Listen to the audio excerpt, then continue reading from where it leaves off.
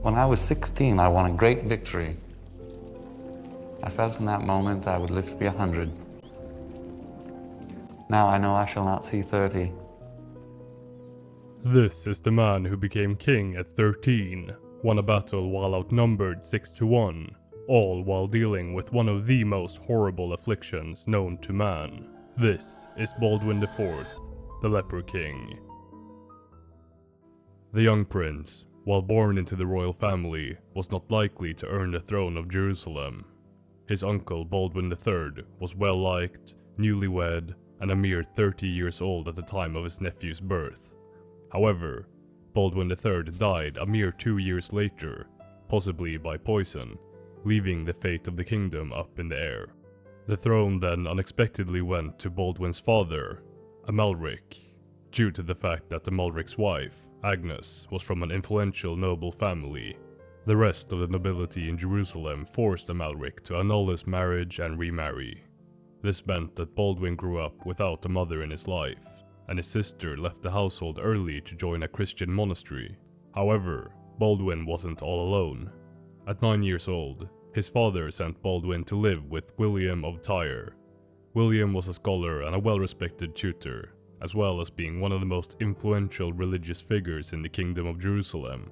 There was no better fit tutor for the young prince than William of Tyre. William taught Baldwin to read, as well as hiring tutors to teach him everything he needed to be a Frankish knight. It was William who first discovered Baldwin's disease. While observing Baldwin playing with friends, Baldwin did not start crying when pinched in his right arm. In fact, he didn't react at all. However, Baldwin was not yet officially diagnosed, crucial for his chances of becoming king. Baldwin did not let this illness prevent him from fulfilling his knightly duties. He learned to ride, controlling the horse solely using his legs, and would continue riding into battle for many years to come.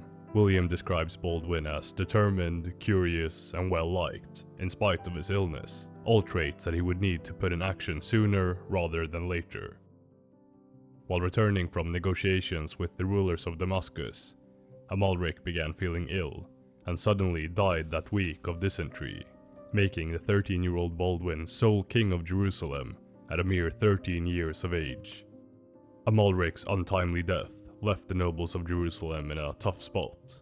The heir being infected by leprosy would usually make him unsuitable for the throne, but other options were lacking. Baldwin had no male siblings, and his cousins were all considered unsuitable due to political reasons. Therefore, the High Court of Jerusalem elected Baldwin as king, crowning him Baldwin IV, 3 days after his father's passing. Unfortunately for the young king, his tribulations only worsened. Since he was only 13 years of age, he was not yet considered of suitable age to rule, meaning that the kingdom would be run by a regent in the king's name until he turned 15. Count Raymond of Tripoli would be that regent. While Raymond was an experienced and relatively competent regent, he did little to stop the fragmented Muslim world from uniting under the rule of Egypt, leaving Jerusalem increasingly surrounded.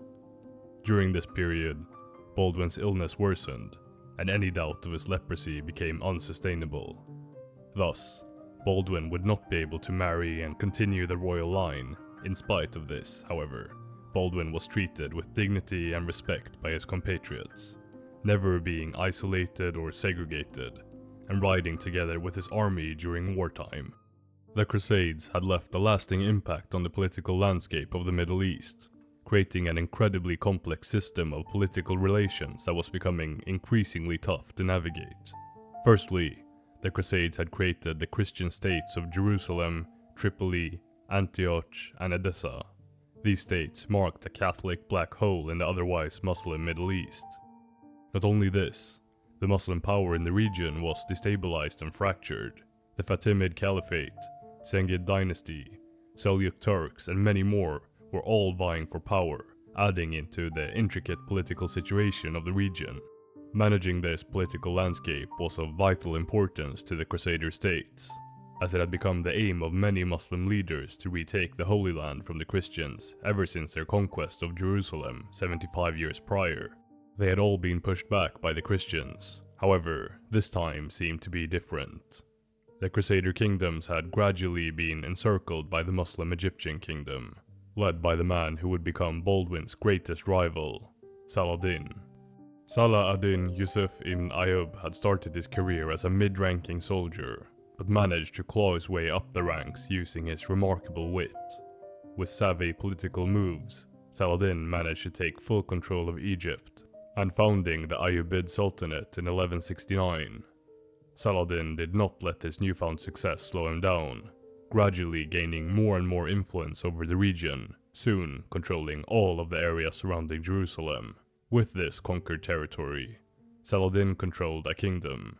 A deeply religious man, Saladin viewed the Crusader kingdoms as an abomination, and there was little doubt that they were next on the chopping block. But just when it looked like Saladin would quickly join the ranks of Alexander and Caesar as great conquerors, Baldwin turned 15 and was granted the full powers of the crown of Jerusalem. As soon as Baldwin took power, the king and his advisors immediately began planning for an offensive into Egypt. However, there were more urgent matters at hand, as Saladin was currently besieging the castle of the mysterious Order of Assassins. Baldwin seized this chance and decided to announce his arrival by organizing a raid into Saladin's territory. Here, Baldwin showed the greatness of his character, as he refused to let his soldiers fight alone, joining them even though he only had control over one arm. Baldwin and his army soundly defeated the Ayyubid forces and arrived to stop them. Learning of this defeat, Saladin was forced to fall back to defend his lands, as Baldwin landed the first strike in a battle against Saladin. Just a few months later, Baldwin's sister Sibylla married William of Montferrat, the cousin of the Holy Roman Emperor Frederick. At this time, Baldwin offered to abdicate to William, as he believed this would be better than a king marred with leprosy. However, William declined his offer. William died of malaria just 6 months later, but not before impregnating Sibylla, making a new marriage unlikely, leaving the kingdom in an even more precarious position. The bad news didn't end there, as Baldwin was also infected with a deadly disease when visiting William, and Baldwin's planned offensive into Egypt fell apart due to conflicts between his allies. Partially due to these crises, Saladin invaded the Kingdom of Jerusalem later that year. Due to the strife between his allies and an expedition by his generals into Syria, Baldwin did not have that many men to spare. However, he still rode out to defend his first city in Saladin's path, Ascalon. In desperation, he ordered all able-bodied men in the city to prepare for battle, and bunker down in the city before Saladin arrived. Unfortunately for Baldwin, Saladin had brought with him a huge host, completely outmatching Baldwin's meager army. Learning of the state of Baldwin's army, Saladin instead decided to march directly to Jerusalem. Unbeknownst to Saladin, however, was the fact that the Knight Templar were defending the nearby city of Gaza. Baldwin managed to contact the Templars and ordered them to join up with his army, greatly bolstering his ranks, and followed Saladin to Jerusalem. Even with the Templars' help, historians estimate that Baldwin had about 4,000 soldiers, while Saladin was leading an army of about 25,000, meaning that Baldwin was outnumbered as much as 6 to 1. Because of this great disadvantage, Saladin believed that Baldwin was in no position to attack him, and thus left his troops spread out to raid and pillage on the path to Jerusalem. Unfortunately for him, he did not yet know the genius of the Leper King. Baldwin caught the Muslim army at the perfect time. Their baggage train had been slowed down, their soldiers were spread out, and Saladin was taken completely by surprise. However, before attacking, Baldwin first ordered the true cross to be brought out in front of his troops. Baldwin was helped off his horse and dropped to his knees in front of the cross, praying to God for a victory against the Muslim invaders. Afterwards, he ordered his men to charge at the opposing army. The Christian army crushed Saladin, with Baldwin in the front, fighting with bandaged hands with the rest of the army. They completely crushed the Muslim host, killing a majority of the enemy while Saladin barely made it out alive. This victory shows not only Baldwin's military might, but also his honor and faith. Many kings left the fighting to their soldiers, but Baldwin, even while ravaged by leprosy, refused to let his men fight alone. Baldwin did not have the men to continue chasing Saladin, so the Sultan managed to barely make it back to Egypt, albeit with greatly damaged pride and reputation. Saladin did not relent, however, and soon returned to the frontier to resume his fight with Baldwin. He managed to take the castle of Jacob's Ford and led raiding parties into the Christian lands. Unfortunately for the Christians, this was not their biggest concern. At only 19 years old, Baldwin felt his health quickly deteriorating under the campaigning season, and the young king knew he did not have many years left. Therefore, in the coming years, Baldwin continued to look for an opportunity to give up the throne. As he writes to the French king, "To be deprived of the use of one's limbs is of little help to one in carrying out the work of government. It is not fitting that a hand so weak as mine should hold power when fear of Arab aggression daily presses upon the holy city, and when my sickness increases the enemy's daring."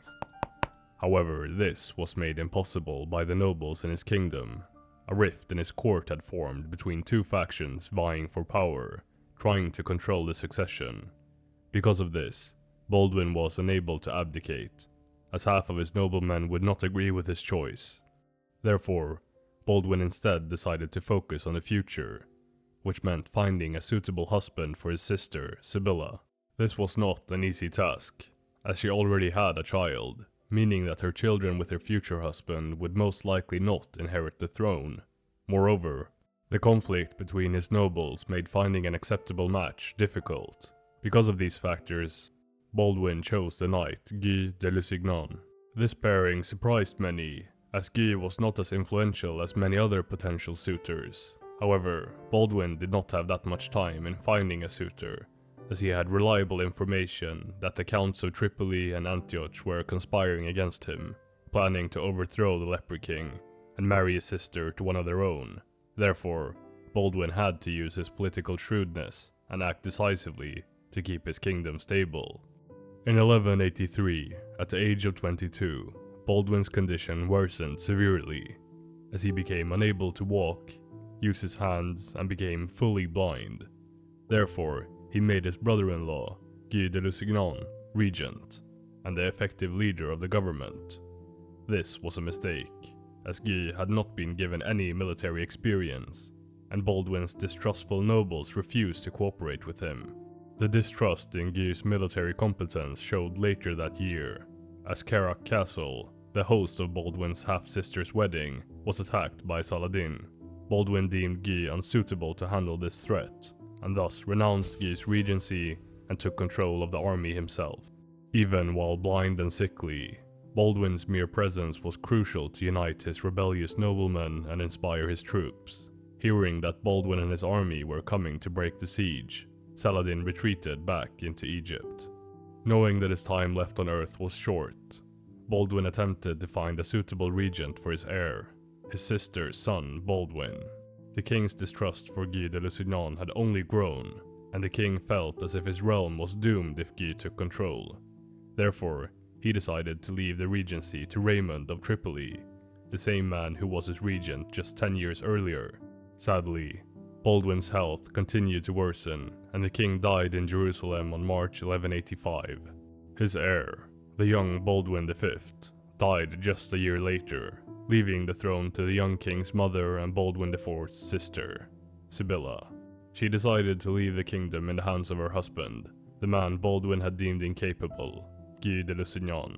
Under Guy's leadership, battle after battle was lost against Saladin, and the Kingdom of Jerusalem was fully defeated in 1187, just 2 years after the death of the Leper King.